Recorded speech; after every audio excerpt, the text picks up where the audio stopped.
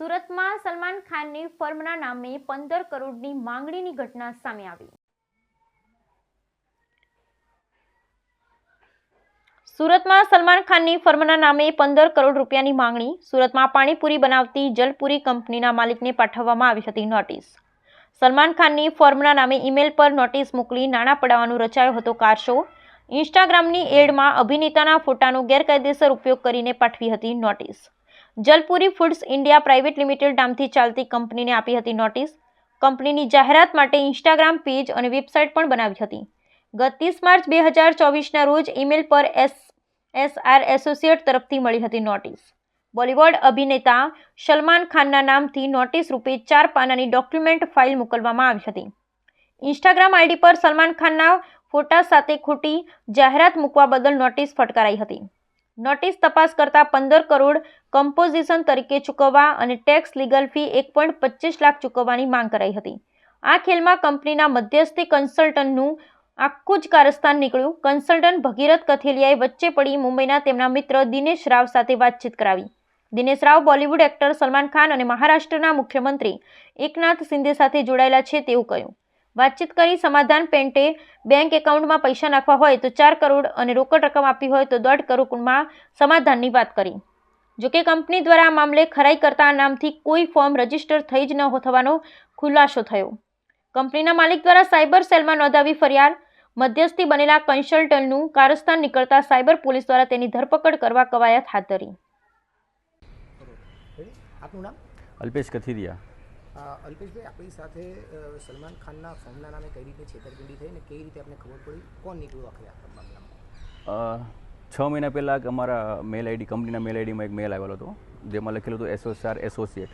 એ મેલ open કરતાં સલમાન ખાનના વકીલ તરીકે એ નોટિસ આવેલી હતી। તો એમાં 15 કરોડ રૂપિયાની માંગણી કરેલી હતી કે સલમાન ખાનનો ફોટો તમે યુઝ કરેલો છે। પછી આ અમારા ટેક્સ કન્સલ્ટન્ટ એકાઉન્ટ જે સંભાળતા એ ભગીરથ કળથિયા એણે અમને એમ કીધું કે આ હું હેન્ડલ કરી લઈશ, તમે કોઈને સ્પ્રેડ નહીં કરતા। તો અમે કોઈને કીધું નહોતું 2 દિવસ, અને જેમાં ભગીરથભાઈ એવું કીધું કે મારી ઓળખાણ છે સારી એવી, હું સલમાન ખાનના પીએ સાથે વાતચીત કરી લઈશ। તો ધીમે ધીમે એ 10 કરોડ આવ્યા, 10 કરોડમાંથી 5 કરોડ આવ્યા। પછી એમ કીધું કે તમારે પાક્કામાં જો દેવું હોય પેમેન્ટ તો 4 કરોડમાં, અને કાચામાં આપવું હોય તો 1.5 કરોડમાં પતાવટ થશે, એનાથી નીચે નહીં આવે। અને જો તમે નહીં આપો તો તમારી ઉપર કાયદેસરની કાર્યવાહી કરશે અને તમને કોર્ટ કચેરીમાં મોકલવામાં આવશે। તમને ક્યારે ખબર પડી કે આખું ફ્રોડ છે ને પછી કોણ મામલામાં આખું સંડોવાયું નીકળ્યું? હા, એ 2-3 દિવસ પછી અમને થોડી શંકા ગઈ ને, તો અમે TMC વકીલ છે જેનું અમારો એની સાથે કામ ચાલે છે ટ્રેડમાર્ક અને રજિસ્ટર બાબતે, તો મેં એને વાતચીત કરી કે આવી રીતે અમારું છે। તો એણે થોડુંક સર્વે કર્યું, તો એમાં બહાર આવ્યું કે ભાઈ આ ફેક છે, આ SSR કરીને કોઈ ફર્મ છે જ નહીં। તો અમને થોડોક આસ્કારો થયો ભાઈ આ ફેક છે।